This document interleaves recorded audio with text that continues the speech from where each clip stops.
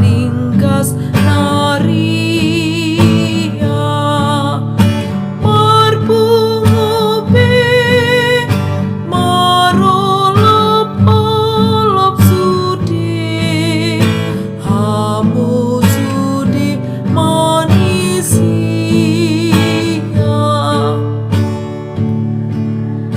Kasih karunia dan damai sejahtera dari Allah Bapa kita dan dari Tuhan Yesus Kristus menyertai kamu. Firman Tuhan pada hari ini tertulis dalam Injil Lukas pasal 2 ayat 46 sampai 47. Sesudah 3 hari mereka menemukan dia dalam bait Allah. Ia sedang duduk di tengah-tengah alim ulama sambil mendengarkan mereka dan mengajukan pertanyaan-pertanyaan kepada mereka. Dan semua orang yang mendengar dia sangat heran akan kecerdasannya dan segala jawab yang diberikannya. Demikian firman Tuhan.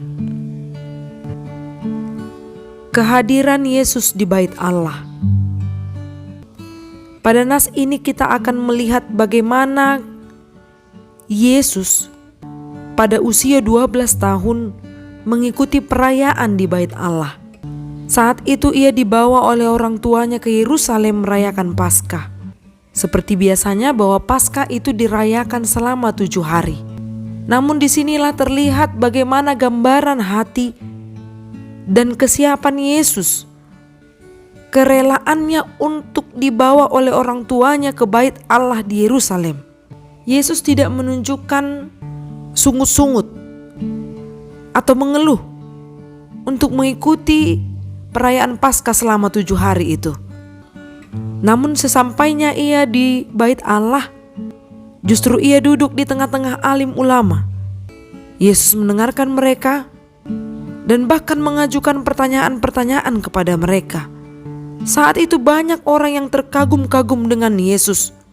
Usianya yang belia, namun ketika ia berdialog, diskusi dengan alim ulama, banyak orang yang terheran akan kecerdasannya dan juga segala jawab yang diberikannya.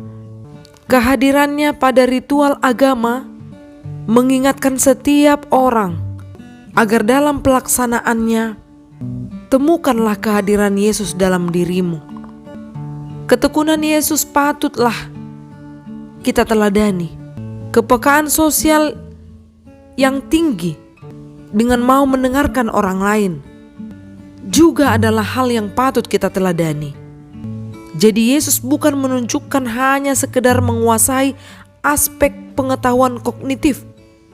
Namun di usia 12 tahun, ia menunjukkan ketahanan mental serta ketekunan yang ia miliki dalam menjalani perayaan ritual seperti Paskah. Tidak bosan mengikuti ibadah, namun rindu. Teladanilah Yesus, sambutlah kehadirannya, sebab Yesus senantiasa beserta dengan kita. Amin. Salam sehat, semoga hidup kita diberkati melalui firman-Nya. Horas.